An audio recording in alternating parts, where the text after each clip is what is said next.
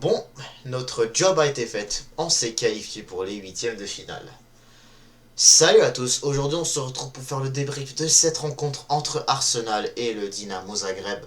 Match qui s'est joué hier à l'Emirates Stadium. Voilà, on s'est imposé sur le score de 3-0. Et voilà, on a fait le job, on a réussi à s'imposer, au moins. C'était pas très simple, faut le dire, hein, parce que quand même, en tout cas, faut dire que aujourd'hui c'était le jour des flops, hein, faut le dire. Hein. Enfin, surtout pour Kai Havertz, hein, parce que quand même, je dis pas que Odegaard et Rice sont des flops, mais surtout, c'est le jour que vraiment Martinelli a montré qu'il a montré un superbe match, et bien sûr que Kai Havertz ait marqué un but, voilà, un vrai but là de lui-même, hein, je précise. Mais on va parler de tout ça tout de suite. Avant de commencer, n'hésitez pas à vous abonner, liker, commenter, ça fait toujours un très grand plaisir de vous avoir dans mes vidéos. Tout d'abord, avant de parler de cette rencontre contre le Dynamo Zagreb, nous allons devoir aussi discuter sur les autres rencontres qu'on a pu voir cette semaine en Champions League. Et on va commencer par d'abord le meilleur, hein. Eh bien, c'est PSG Man City. Le PSG contre Manchester City. Incroyable. Incroyable.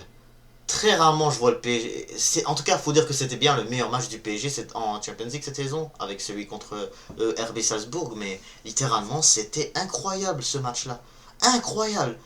Première mi-temps c'était serré, mais deuxième mi-temps, tu as Manchester City qui ouvre le score vraiment avec deux erreurs terribles du PSG, et par la suite, tu as les Parisiens, là, ils reviennent. Ils reviennent vite, Dembélé, Barcola, João Neves, et par la suite, comment s'appelle l'autre là, Gonzalo Ramos. Voilà.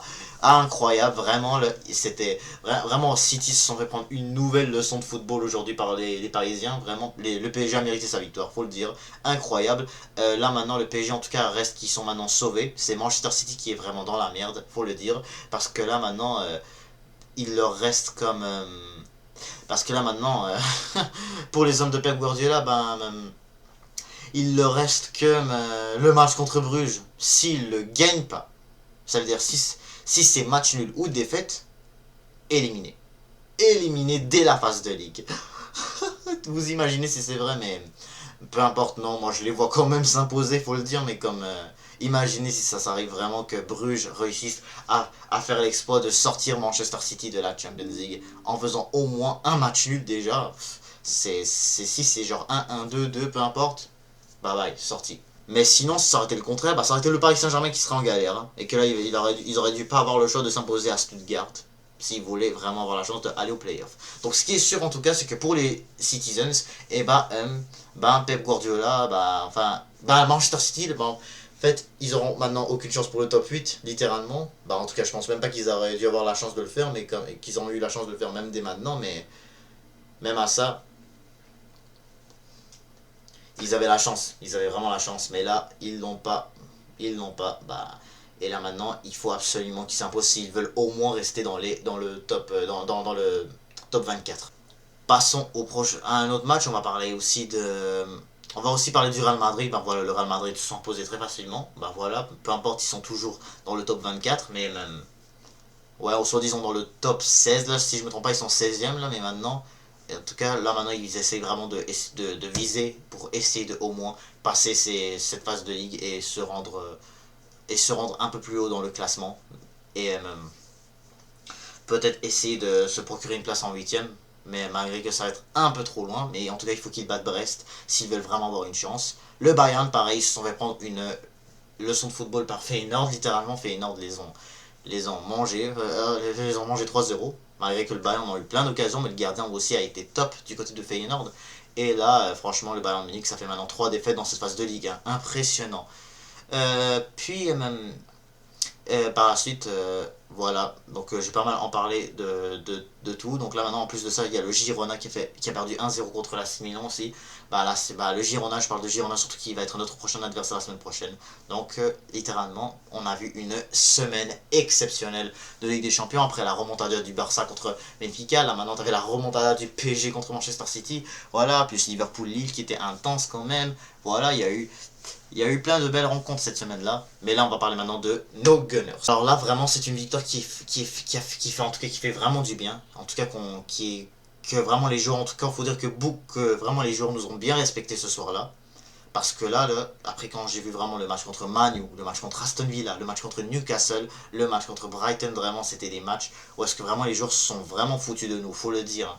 C'était compliqué, c'était des matchs compliqués, ça je l'avoue, mais quand même on aurait pu les gagner. On aurait pu vraiment faire quelque chose pour qu'on puisse vraiment toutes les gagner. Faut être honnête là-dessus quand même, parce que si tu regardes exemple la défaite contre Newcastle, la défaite contre Manchester United au tir au but, vraiment c'était des matchs où que littéralement tu étais supérieur à ces adversaires là, mais t'avais juste tellement de chances de gagner, mais t'as même pas pu en profiter. Et là surtout si je parle du cas de Newcastle United, t'as fait vraiment des erreurs vraiment idiots pour vraiment qu'on concède pour qu'on concède deux buts de Gordon et de Isaac. Tout ça, c'est des choses que vraiment j'ai pas vu du tout ce soir-là.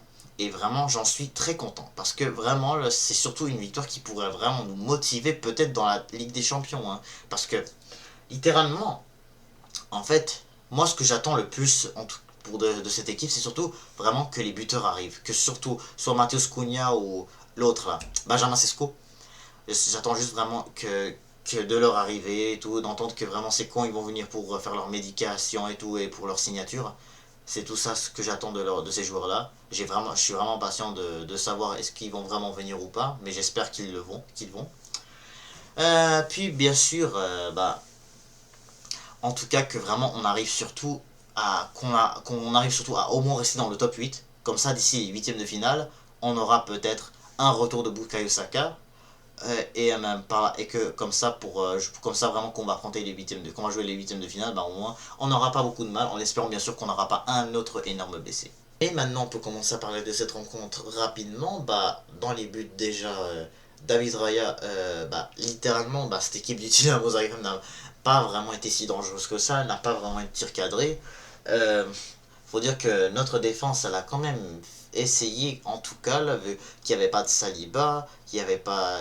Timber, il était là, mais par contre, Partey n'avait pas commencé titulaire, parce que là, ils ont décidé de faire jouer Timber, Gabriel, Kivior avec Ezichenko dans cette défense. Au début, je me suis dit, oh là là, c'est mort, ils vont faire des bêtises, mais pas totalement. Je trouve vraiment pas qu'ils ont fait un match si mauvais que ça, malgré que cette équipe du Dynamo Zagreb n'a pas beaucoup attaqué en tout cas. Faut dire que ils ont sûrement pu faire des choses. En tout cas, c'est sûr que j'ai pas vraiment vu le match au complet, donc j'ai pas grand chose à dire. Mais en tout cas, j'ai plein de choses à dire en tout cas sur l'attaque, et on va y arriver juste après. Mais d'abord, on va parler maintenant du milieu. Mais sinon, on a vu aussi Gabriel. Faut dire que le meilleur défenseur sur ça était Timber, et un peu Gabriel aussi. Timber, c'est lui qui a vraiment beaucoup.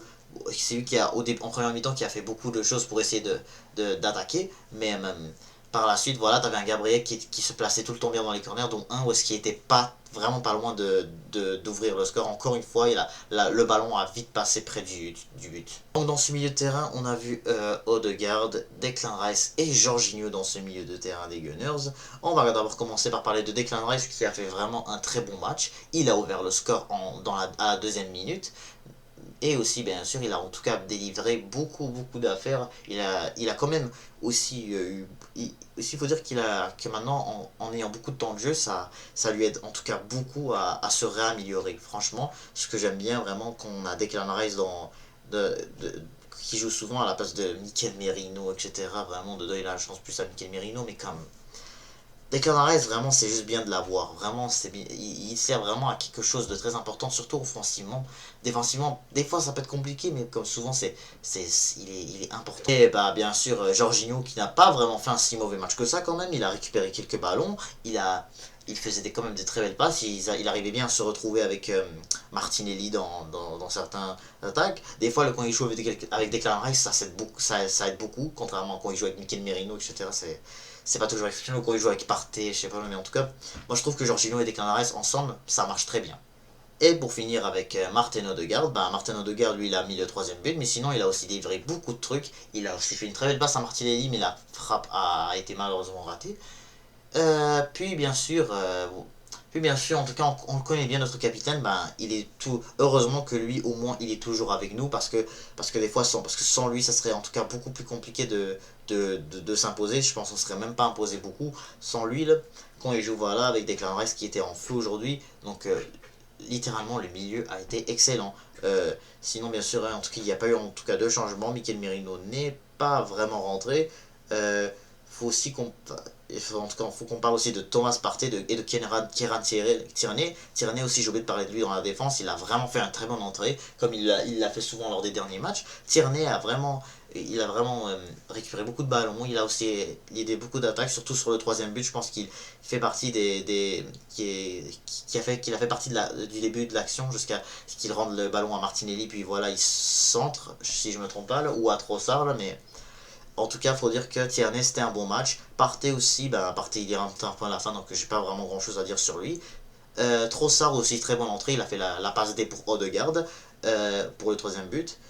Et donc vraiment, puis bien sûr, Ethan Nwaneri. Voilà, Ethan Nwaneri, en tout cas, on va arriver à l'attaque maintenant. Ethan Nwaneri, vraiment, enfin il est de retour. Enfin il est de retour. Enfin on a notre game changer de retour. Tant qu'il n'y a pas de Bukayo Saka, Nwaneri, titulaire, indiscutable. Là c'est sûr que vraiment aujourd'hui, il vient à peine de revenir de blessure, mais là on aura vraiment besoin de lui pour ces matchs de Premier League, contre Wolves, contre Man City, contre même Newcastle, si on veut y croire. Mais en tout cas, il va être très important. Vraiment, il faut que Nwaneri soit titulaire pour, pour nos autres matchs jusqu'à ce que Saka revienne. Ça va être vraiment très important. C'est un joueur en tout cas qui change les matchs tout le temps, comme il a pu le faire aujourd'hui. Il a fait une superbe passe.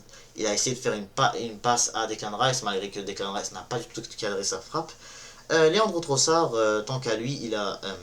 voilà, j'en parlais de... Mais en tout cas, vraiment, c'était une... En tout cas, c'était un superbe retour pour notre équipe. Puis bien sûr, je vais d'abord en parler. Bien sûr, il faut qu'on parle de Kai Havertz qui a fait une belle passe à Declan Rice pour ouvrir le score. Il a mis le deuxième but. Puis bien sûr, voilà, il a raté un but, mais parce que ça a été bien défendu par le défenseur du Dynamo Zagreb. Ensuite, et bien sûr Martinelli, vraiment lui un très très bon match que j'ai vu de la part de Martinelli. Après vraiment la passe dès qu'il a délivré à Kai Havertz, il a aussi délivré plein d'autres trucs. Il faisait aussi partie de l'attaque lorsqu'il y a eu l'ouverture du score. Je pense que c'est lui qui avait fait le centre pour ouvrir le score. Donc, et puis bien sûr Sterling, lui, je suis pas vraiment sûr de qu'est-ce qu'il a fait. J'ai pas vraiment vu son match au complet. Et puis, il faut aussi d'abord, juste avant de terminer, je vais juste en parler maintenant d'un petit qui va enfin, qui a enfin joué un peu pour les Gunners. Il s'appelle Butler Oyedeji qui a fait son entrée. Il a joué comme 1 minute de jeu, donc vraiment, littéralement, mais en tout cas, ça reste que faudrait qu'on le voit en tout cas dans un autre type de match. En tout cas, c'est sûr que là, vraiment, les Carabao Cup, les FA, en tout cas, c'est sûr que FA Cup c'est terminé pour nous, mais en tout cas, pour exemple, la Carabao Cup non plus, on va essayer de la prendre un peu au sérieux au cas où on y croit. Et puis, sinon, ça pourrait être dans un match de PL où est-ce que vraiment comme tu gagnes t'es en tout cas en train de gagner, que surtout tu veux reposer tel joueur et tout, t'es mieux de peut-être le faire essayer. Je sais pas vraiment il joue à quel poste ce mec là, mais en tout cas là, ce que j'entends c'est qu'il a fait un entrée et que